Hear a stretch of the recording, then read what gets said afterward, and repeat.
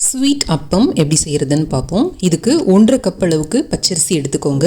இதை 2 மணி நேரம் நல்லா ஊற வச்சுக்கோங்க. களைஞ்சிட்டு தண்ணியை கம்ப்ளீட்டாக வடிச்சிட்டு ஒரு மிக்சியில் சேர்த்துக்கோங்க. இது கூட 2 வாழைப்பழமும் சேர்த்துக்கோங்க. 1.5 கப் அளவுக்கு வெல்லம் எடுத்துக்கோங்க. அதில் 1/2 கப் அளவுக்கு தண்ணி விட்டு லேசாக சூடு பண்ணி வடிகட்டி இதோடு சேர்த்துக்கோங்க.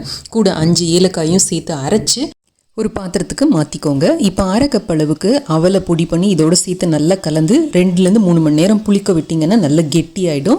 இப்போ இது கூட 1 டேபிள் ஸ்பூன் எள்ளு, 1 டேபிள் ஸ்பூன் நெய், 1/4 கப்பு தேங்காய் சேர்த்து கலந்துக்கோங்க. இப்போ குழிப்பணியாரக்கல்லில் நெய்யோ இல்லை எண்ணெயோ விட்டு சூடு பண்ணி இந்த மாவை சேர்த்து மூடி போட்டு மூடி 1 நிமிஷம் விடுங்க. வெந்ததுக்கு அப்புறமா திருப்பி போட்டு எடுத்திங்கன்னா நல்ல கோல்டன் கலர் ஆனதும் எடுத்திங்கன்னா நம்மளோட ஸ்வீட் அப்பம் தயார். வாழைப்பழம் நெய்யெல்லாம் சேர்த்து புளிக்க வச்சதுனால நல்லா சாஃப்டாக ஸ்பாஞ்சியாக இருக்கும் இந்த அப்பம். கரன்னு கடலை மாவு தட்டை எப்படி செய்கிறதுன்னு பார்ப்போம். இதுக்கு 1/2 கப் அளவுக்கு கடலை மாவு எடுத்துக்கோங்க. இதுக்கு தேவையான அளவு உப்பு போட்டுக்கோங்க. 1/4 டீஸ்பூன் அளவுக்கு மிளகாய் தூள் சேர்த்துக்கோங்க. 1/4 டீஸ்பூன் அளவுக்கு பெருங்காயத்தூளும் சேர்த்து 1 டீஸ்பூன் அளவுக்கு வெண்ணெய் சேர்த்துக்கோங்க. முதல்ல அதை நல்லா பிசைஞ்சிட்டு 2 இல்லை 3 டேபிள் ஸ்பூன் அளவுக்கு தண்ணி சேர்த்தா போதும். இதுக்கு பிசைஞ்சு ஒரு மாவாக உருட்டிக்கோங்க. அதுலேருந்து ஒரு சின்ன பீஸ் எடுத்து இந்த மாதிரி ஒரு காட்டன் கிளாத்தில் வச்சு ஒரு பிளாஸ்டிக் ஷீட்டில் கொஞ்சமாக எண்ணெய் தடவி அது மேலே வச்சு ஒரு கப்பை வச்சு இல்லை ஒரு டவரை வச்சு மேலே தேய்ச்சிங்கன்னா இந்த மாதிரி தட்டையாயிடும். ஃபோர்க் வச்சு ஒரு 4-5 ஊட்டை போட்டுக்கோங்க. அதில் தோசை திருப்பி வச்சு அதை எடுத்து எண்ணெயை காய வச்சு அதில் போட்டு பொரிச்சு எடுக்க வேண்டியதான். எண்ணெயை நல்லா ஹை ஹீட்டில் காய வச்சு அதுக்கப்புறம் சிம்மில் வச்சுக்கோங்க. சிம்லேயே வச்சு பொரிங்க. அப்போ தான் நல்லா கர முறுமுறுன்னு தட்டை கிடைக்கும். இப்போ நம்ம எடுத்துருக்க குவான்டிட்டிக்கு எனக்கு 7 தட்டை கிடைச்சிது. நம்ம நார்மல் தட்டையில் சேர்க்குற எல்லா பொருட்களையும் நம்ம இதில் வேணும்னா சேர்த்துக்கலாம். சீடை தட்டெல்லாம் பண்ணுறதுக்கு பதப்படுத்தின அரிசி மாவு எப்படி வீட்டிலேயே செய்கிறதுன்னு பார்ப்போம். இதுக்கு 1 கப் அளவுக்கு பச்சரிசியை எடுத்து நல்லா 2 மணி நேரம் ஊற வச்சுக்கோங்க. அதுக்கப்புறமா 3 தடவை நல்லா தண்ணி ஊற்றி களைஞ்சிட்டு கம்ப்ளீட்டாக தண்ணியை வடிச்சிட்டு இந்த மாதிரி ஒரு துணியில் பரப்பி வச்சுடுங்க.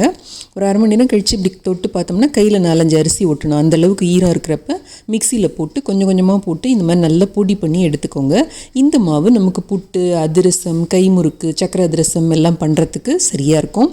இதனால் நம்ம உடனே யூஸ் பண்ணிடணும். ஸோ இந்த மாதிரி எல்லா மாவையும் கொஞ்சம் கொஞ்சமாக போட்டு இந்த மாதிரி அரைச்சி எடுத்துக்கலாம்.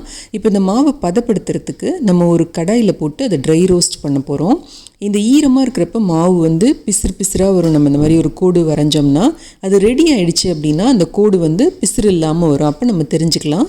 ஸோ இந்த மாவு நல்லா கூல் பண்ணிவிட்டு அதுக்கப்புறம் நல்லா சலிச்சிட்டு எடுத்து ஸ்டோர் பண்ணி வச்சுக்கிட்டோம்னா 3 மாதம் வரைக்கும் நல்லாயிருக்கும்.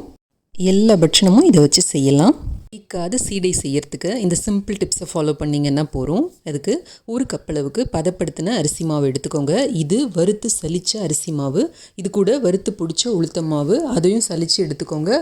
துருவின தேங்காய், வெண்ணெய், உப்பு, எள்ளு, ஜீரகம் எல்லாம் சேர்த்து முதல்ல நல்லா பிசைஞ்சுக்கோங்க. அதுக்கப்புறமா தண்ணி சேர்த்து இந்த மாதிரி ஒரு ஸ்மூத்தான மாவாக பிசைஞ்சு எடுத்துக்கோங்க. இதுலேருந்து ஒரு சின்ன பீஸ் எடுத்து இந்த மாதிரி நீளமாக மெல்லிஸாக உருட்டி கத்தியால் கட் பண்ணி ஒரு சின்ன பீஸாக எடுத்து லைட்டாக உருட்டி போட்டுக்கோங்க. ரொம்ப டைட்டாக உருட்டக்கூடாது. நம்ம உருட்டுறப்ப அதில் ஒரு வெடிப்பு தெரியணும். அந்த மாதிரி உருட்டிக்கோங்க. ஒரு தட்டில் போட்டு இந்த மாதிரி லேஸாக அசிச்சிங்கன்னா ஷேப்பு சரியாக வந்துடும். ஃபேனுக்கு அடியில் ஒரு 20 நிமிஷம் காய வச்சுருங்க.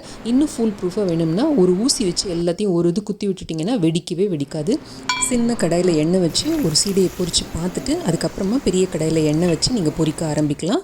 மீடியம் ஃப்ளேமில் எண்ணெயில் முழுகிற அளவுக்கு மட்டும் சீடைகளை போடுங்க. 1 நிமிஷம் டிஸ்டர்ப் பண்ணாமல் அதுக்கப்புறமா பொரித்து எடுங்க.